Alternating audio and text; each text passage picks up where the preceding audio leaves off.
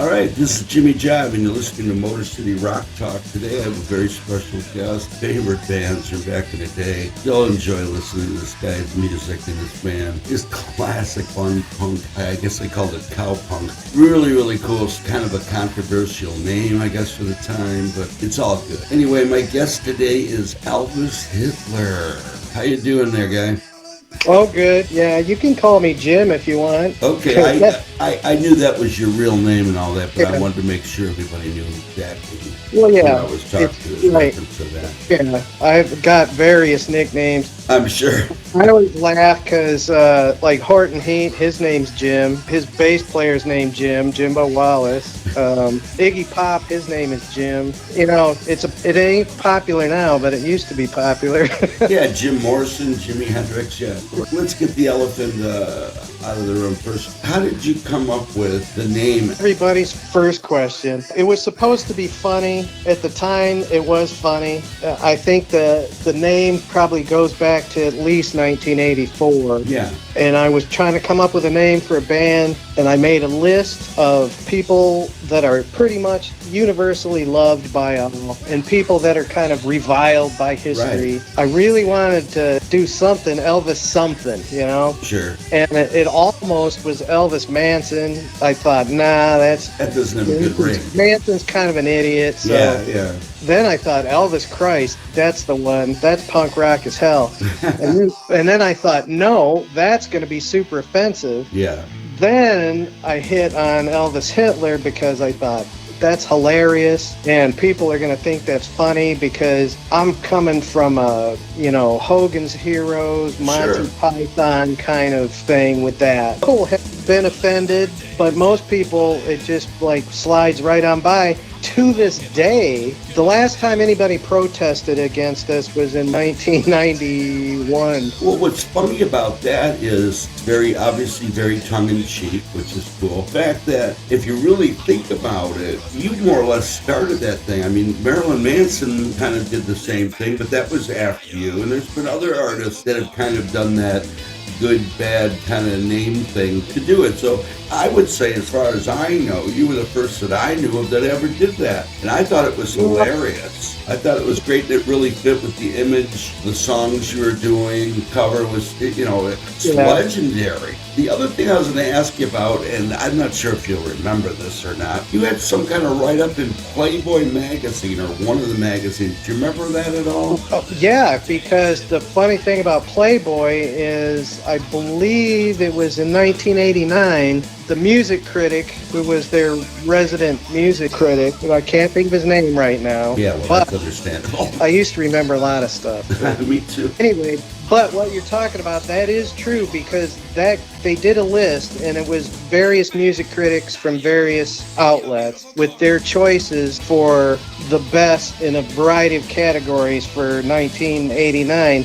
This guy who wrote for Playboy picked us actually as the best country band because he said that people were completely missing the point and that if you listen to our lyrics and take away all the volume and the distortion and the speed, that our songs are basically country songs. Okay. I never got that. I always thought it was more punk, but the distortion and all that would add to that, obviously. Well, that's the funny part about that article, that was this guy's take and perspective on what we were doing. He said, because we look like a country band, especially over the years I gained weight and it got to the point probably 5 or 6, 7 years ago, we had a gig and nothing fit. And I had, except for this old pair of overalls. Since then, I've been wearing overalls, and it's become like a trademark. The other guys in the band wear overalls, so we all wear overalls. We use PV amps, old solid-state PV amps, which if you look at any country bands from the 70s or watch Hee Haw or anything, you're going to see PV amps everywhere. Well, they were most durable. Super durable. You drop them off a building, they'd still play. My band, we used PV. I was a bassist back in the day, and that's what I used. I used PV. PV was great. Yeah, and you're right. Mostly all the country groups were using PV. They weren't using Fender or acoustic or amp. Yeah, it's true. I always laugh because they're not super expensive. I've gotten I somehow, it's become associated with my sound, and I've not used pedals or anything. Right. And people would ask me, it's like, how do you get that sound? And I go, it's a PV Special 130. There you go. There ain't nothing wrong with that. I love TV. Yeah, I know it got, as far as the rock community, maybe the punk alternative community, it was never respected, I think. You know? No. And that's too bad, because it was, like you said, very durable. And if you're playing around, going from club to club and all that, you want something durable. I remember seeing you playing. I mean, I saw you play back in the day several different places, but the first place I remember seeing you play was at a place called Reruns. Remember Reruns? Yeah, of course, in Dearborn. Yeah. That place was great. Yeah, I love that place. And like I said, you came out there and you just were real raw, blistering right in your face. Your songs were hilarious. I love the lyrics. But some of the themes, and there again, to me, it was mostly tongue-in-cheek, obviously. But some of the songs that stood out, other than Green Hazel, which we'll get to in a little while, were songs like Babies, Dancing on Fire. Was there any significance to that? Was there something about that that meant anything, or were you just being funny? No, that is actually based on my college roommate's nightmare that he woke up and told me about in about 1980. He had this nightmare that he and I were lost in the jungle, and we had been captured by this tribe, and they were cannibals, and they had us in the big pot and were going to cook us and eat us. All the while, these like infant, toddler-sized babies were doing this dance around the pot, the boiling pot with us in it. Oh, okay. There were drugs involved too. Yeah, sure. And here's the part that kills me about that. It was completely innocent, and it was the first song I really wrote, and it was the first thing that ever got recorded, and it was on a compilation album of Michigan bands that came out in '86. Called It Came From the Garage. You know, later in life, I always wondered that no one, well, I guess this is kind of my defense. Nobody ever said, maybe you should give that song a different title. Okay. Or maybe your band should have a different name. Right. Or, because it's a great song. It is. I have actually, after a while, we kind of stopped playing it live as, you know, because for a long time it was a popular part of our set. Right. And then after a while, we kind of toned it down and have left it out of the set. Was that because people were coming up thinking it was more of a racist type theme? Well, you know, not really. I think we're just being cautious because last May, May of this year, we did a show in Cuyahoga Falls that was being held in a public park. So it was city-owned, sponsored by Tiki Underground, which is a tiki bar and a bunch of because tiki's big again. Oh, yeah. So the guy who is in charge of this whole thing loves us. Used to come up to Detroit to see us and stuff like that.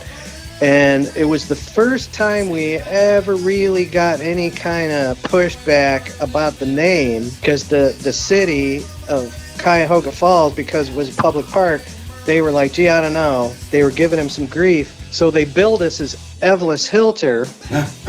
So in print and in their advertising, it didn't say Hitler. It said Filter. So, which is even funnier because the origin of Elvis Hitler is many years ago. A friend of mine had gone to see Frankie Yankovic, the king of polka music. Right. To see him live. And afterwards, we spoke to him, and I asked him for an autograph, and he was quite old and hard of hearing at the time. He said he wanted to know who to make it out to, and I kept telling him, I had to repeat it over and over again.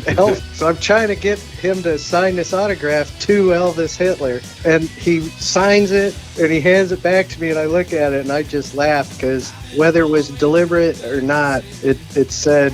It was like dyslexia, you know. It said right. Elvis Filter. I always thought we could just change our name to that, because if you just look at it real quick, if you were in any town anywhere and you saw a poster, I think that your eye and your mind would, even if it was misspelled or transposed a letter or two, most people would go, oh, look, Elvis Hitler's in town. Especially with the artwork that you would accompany it to. You know, right, you could kind of play on that. You're right, it would be a trick. But I mean, Okay. the whole thing with the skulls and Elvis and Hitler and all that stuff, yeah, I always thought it was just hilarious. And the lyrics were like, all of it was tongue-in-cheek as far as I knew. I didn't know the background on it as far as that. That's interesting, that story you told about black babies dancing on fire. I knew it had to be something, there again, that was kind of in that direction. I didn't think you were racist. You never seemed like you were. We had been disappointing racists and Nazis for almost 40 years now.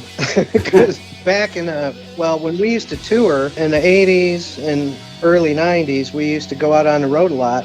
If you recall, there was a lot of white supremacist activity, particularly in the northwest part of the country. We had some pretty worrisome shows in Oregon where these groups of skinheads would show up looking for trouble, and there'd be a lot of violence. One song it got shut down when we were only into our third song, I think, and the whole place had just erupted into a brawl. It was like something out of a movie. But lots of times these people would show up thinking they were going to see like a white power band, right. and you could just see it in their faces. They were just super disappointed. They're like, is this some kind of a sick joke? And it's like, well, yeah, it is some kind of a sick joke, but it's not the one you want.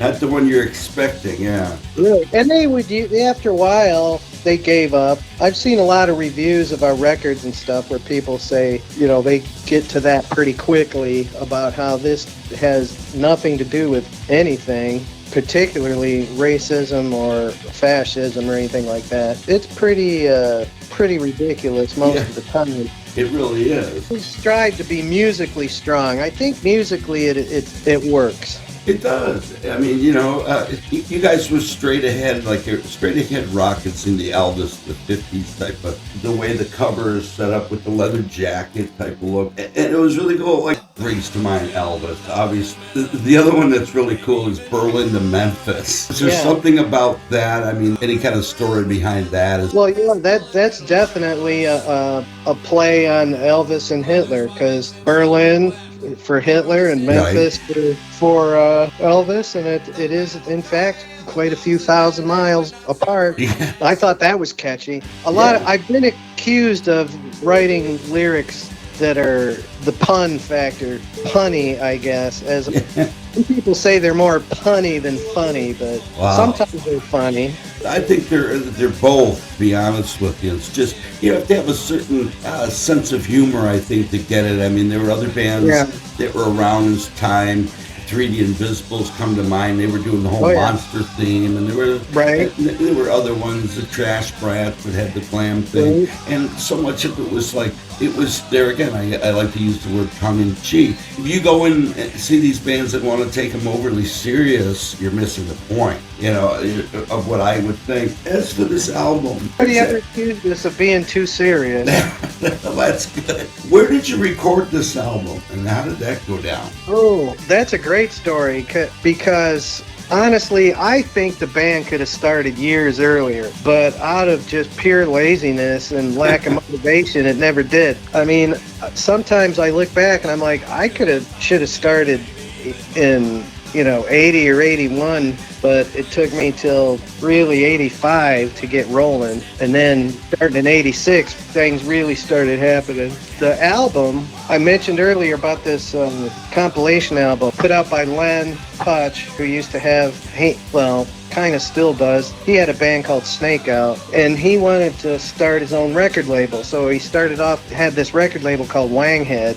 Originally, I think it was Wanghead, and then in parentheses it said With Lips. I don't know the origins of that. He had a bunch of used recording equipment that he bought off somebody somewhere, half-inch reel-to-reel machine, and he built a studio in his pole barn, and we literally rehearsed and recorded in this pole barn on old used equipment. I mean, it was old and used then, and we recorded it in, I'd say, March of 87. Well, that's considered vintage. Yeah, it was recorded in a pole barn in New Boston, Michigan. I mean, we spent maybe like $200. He gave us a good deal. Do you remember how long it took you to record the album? I mean, how long the session was to get it down? I mean, just to record it. I don't mean mixing it and all that.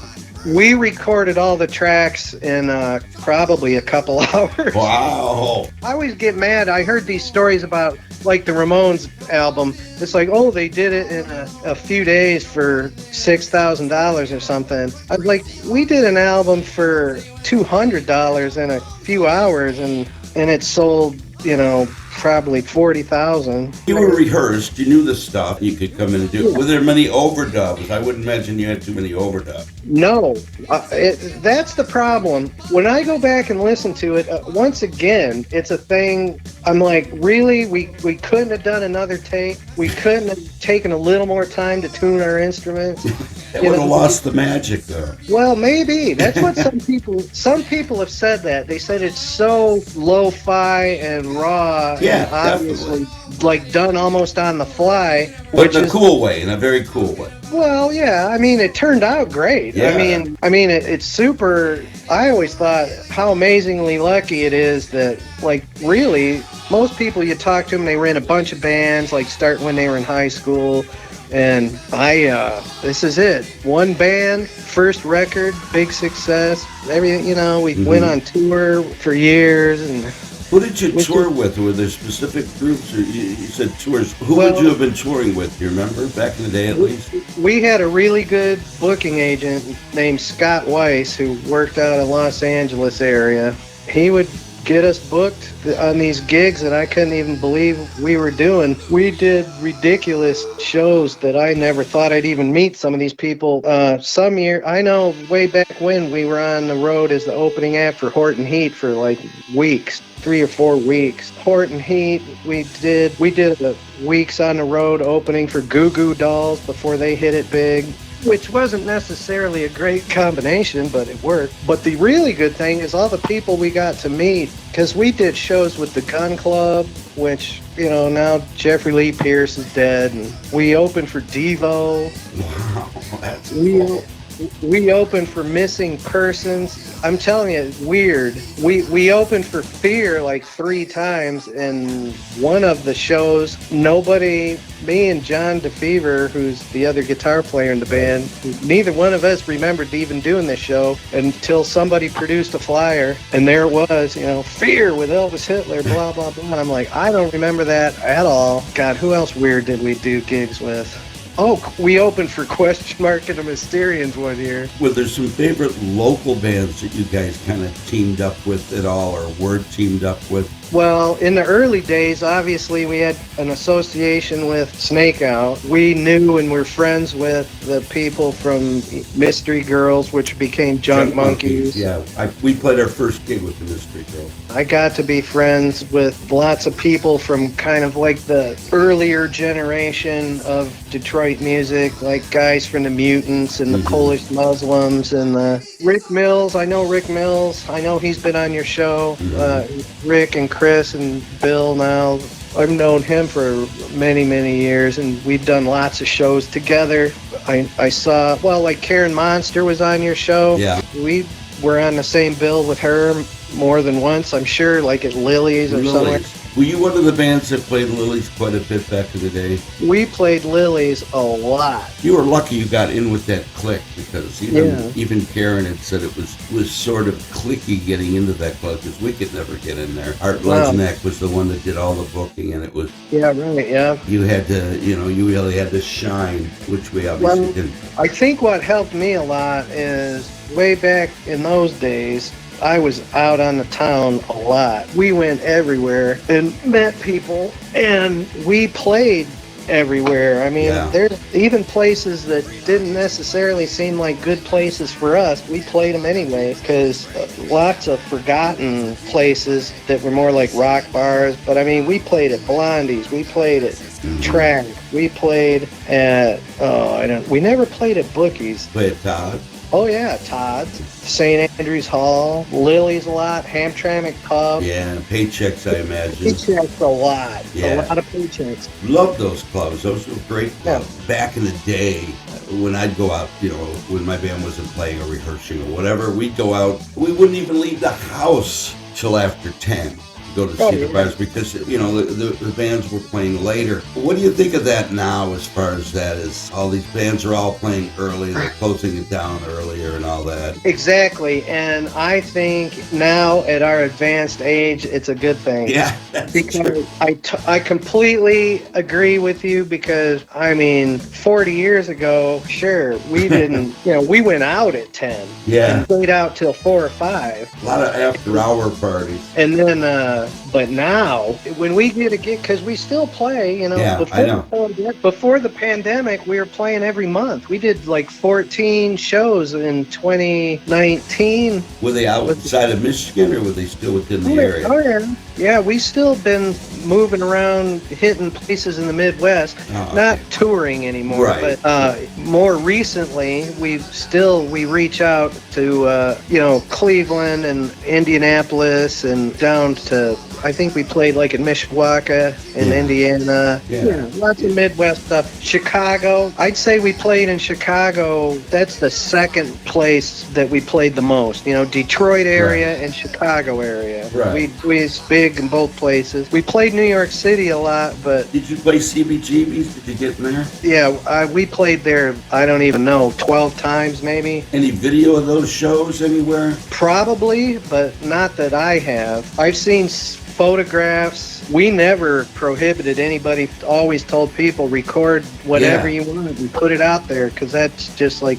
Did you ever, in any way, because your shows were so cool and fun, did you ever consider putting out a live album, a compilation album live of any kind? We've talked about it, because we thought that'd be, if we were going to do another record, that'd be a good way to do it, to start recording live shows and then put it together, take the best performances and put it all together.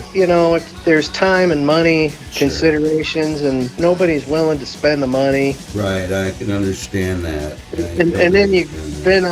Because this would all be out of pocket, because we haven't had a record deal since 1996 was the last time we had a record deal, and that didn't go anywhere because we had recorded an album for a label in Texas called Sector 2. They said they loved us, didn't want to have to deal with the name, so we put out what's really the fourth Elvis Hitler album, and it's called Splatter. And there was only they did one pressing of 5,000 units, and it sold out quick, and that was it. Now it's in the super rare collector's item category. Speaking of which, at your shows, do you have much as far as merch?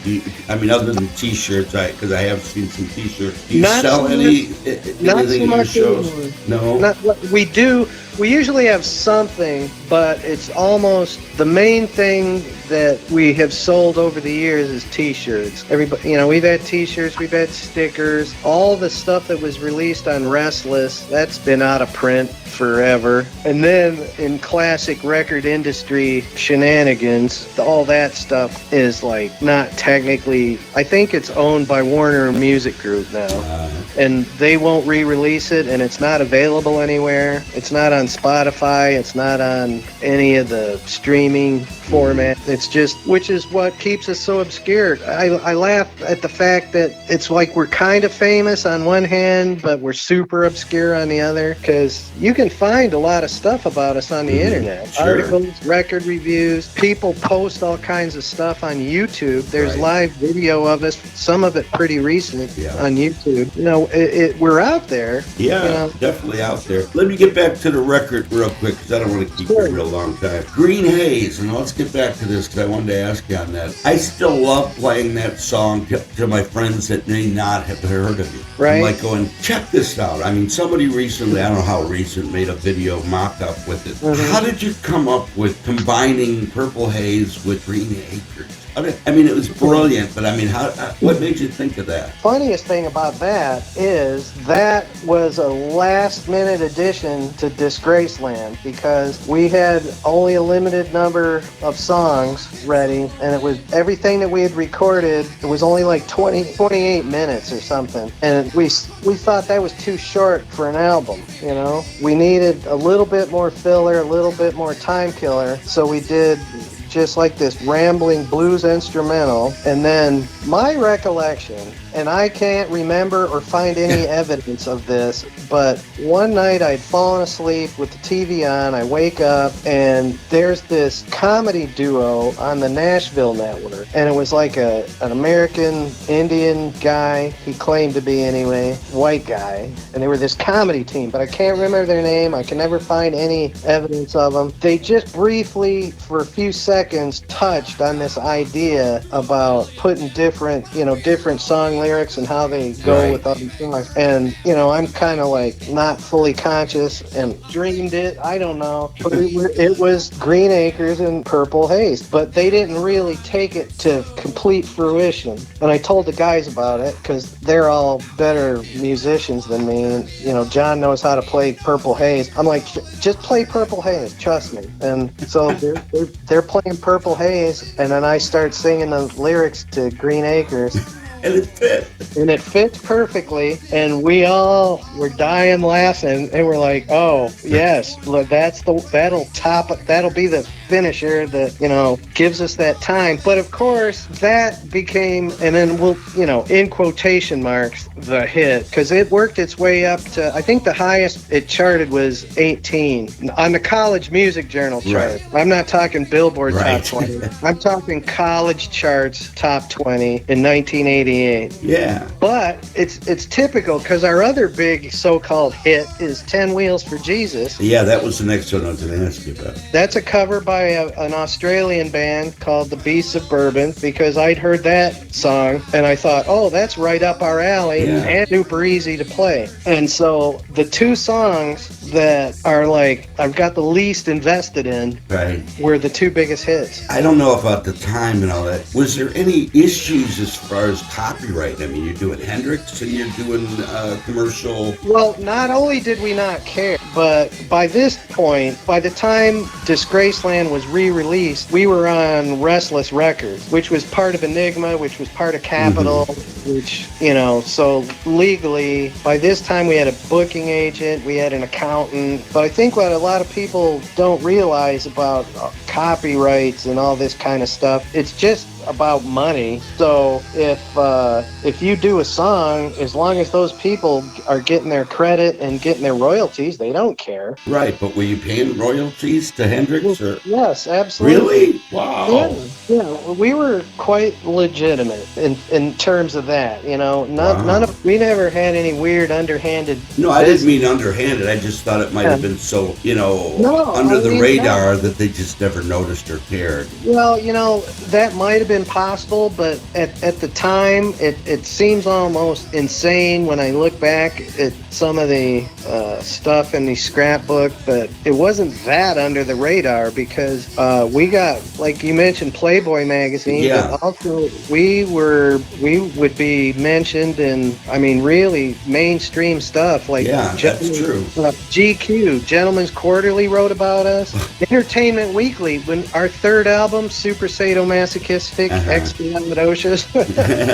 Great title. When that came out, there was like probably a quarter of a page in Entertainment Weekly about it. Rolling Stone used to publish our tour dates right next to everybody else's tour dates. Oh, that's cool. Because in the old, you'd go and it would be like, oh, Aerosmith is playing.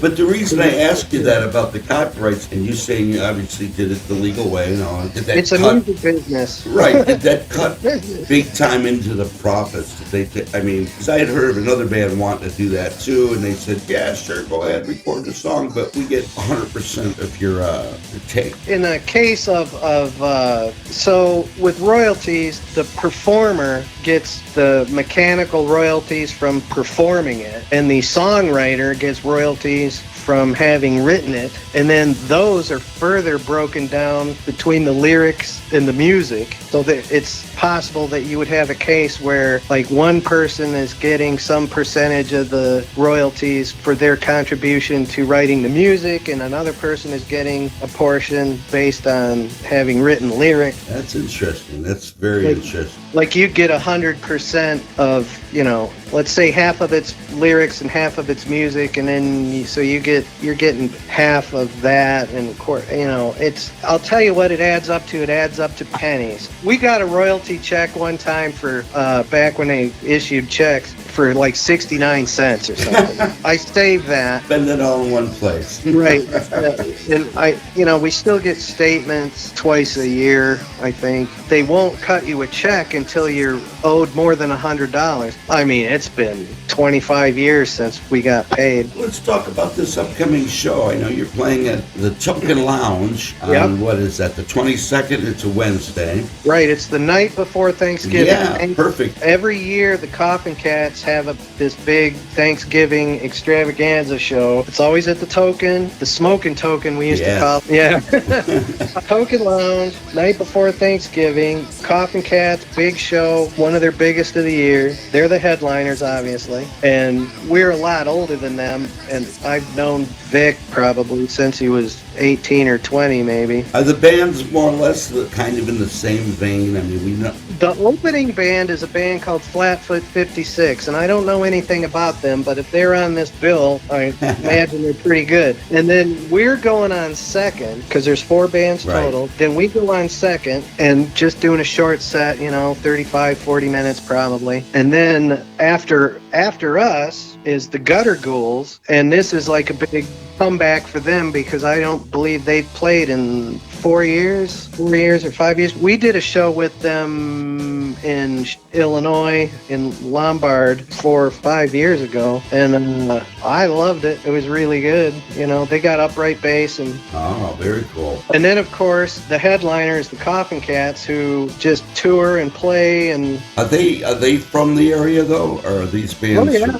Okay, so they're all Well, like Michigan based. as far as I know, Gutter Ghouls are somewhere in Michigan, because we always get lumped in as a Detroit band, but I mean, Right. technically none of us are from Detroit, Sure. or really, it's, I'd say, southeastern Michigan band. Yeah. When does the show start? The last I heard, doors are at 7. Okay. So it's fairly early, 7 o'clock. So I'm guessing they'll start putting the bands on, probably at 8. Because Right. like we were talking about how things are earlier, I'm thinking they're going to be bands at 8, 9, 10, and 11. And it's all ages. Now, as far as your repertoire of songs, will you be doing pretty much it all? Are there any standouts as far as ones that we can look forward to? We usually do we refer to them jokingly amongst ourselves as the greatest hits. Right, well, they are. So, because we definitely there's like 12 or 13 songs out of the, I can't remember how many total. We've recorded probably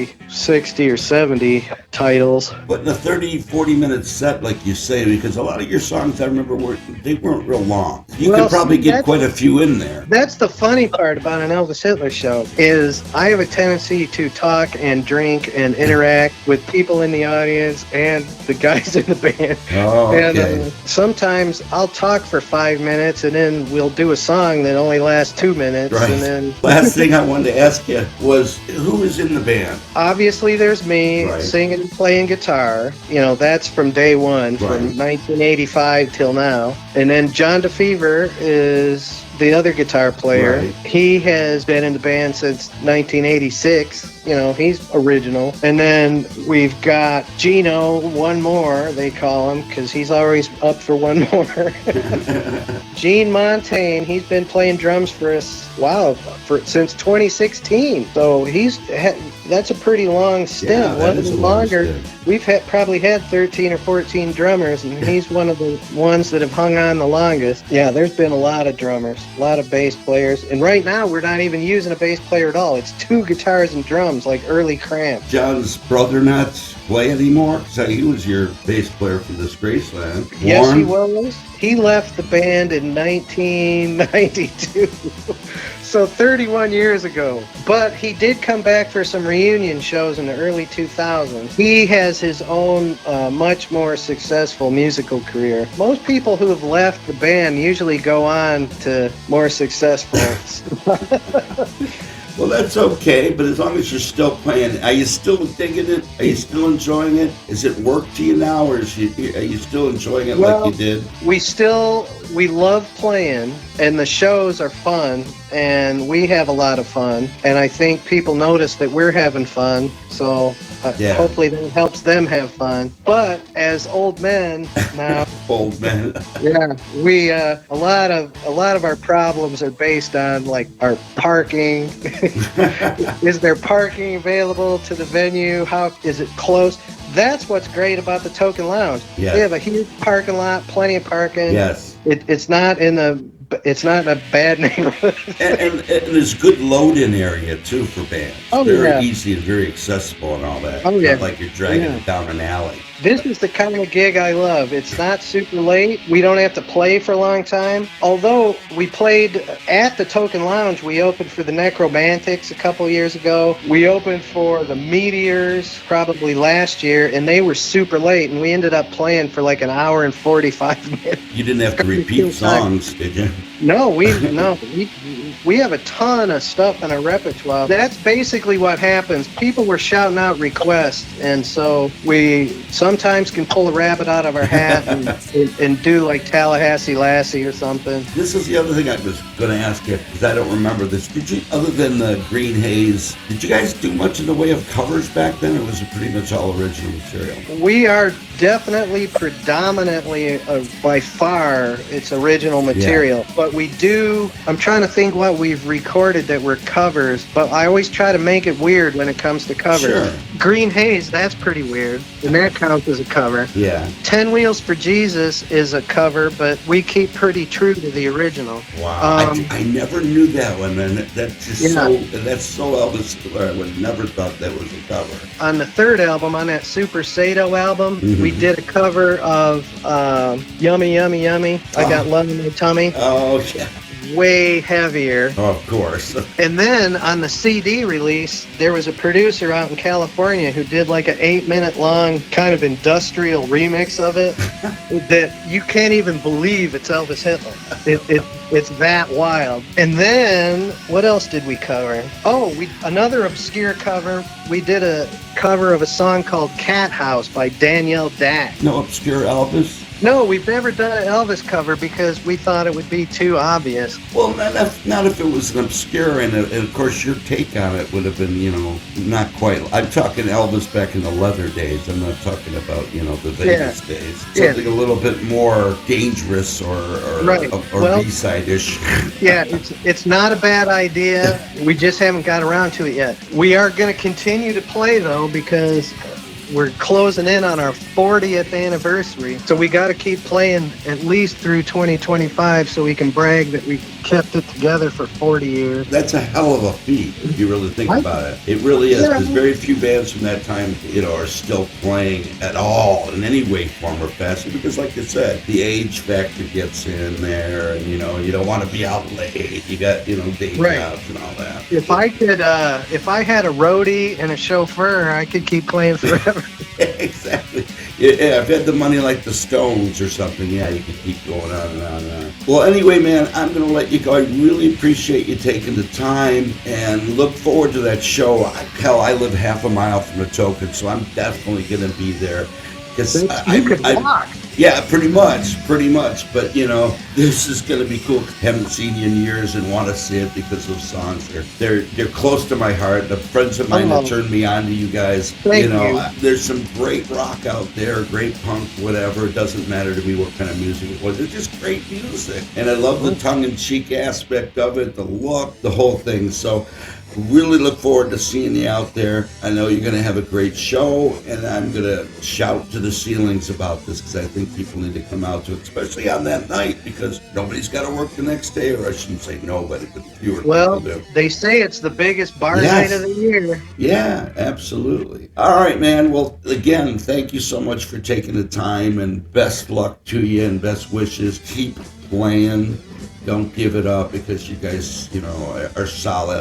Again, thanks for taking the time, man. I'll let you go. You have a great day, good weekend, and we'll see you. We'll see you at the Token Lounge the 22nd, the day before Thanksgiving, man. It's going to be a great night. All right, man. You take care and good luck. All right. Anyway, that was Elvis Hitler, and it just if you haven't seen Elvis Hitler, or if you're not familiar with him, check him out on Spotify. The album Disgraceland is just a gem. It's a great album if you like kind of cow punk or punk that isn't overly punk. It's very, very well done, especially for a $200 project. That is priceless. But anyway, like I always like to say, keep rocking.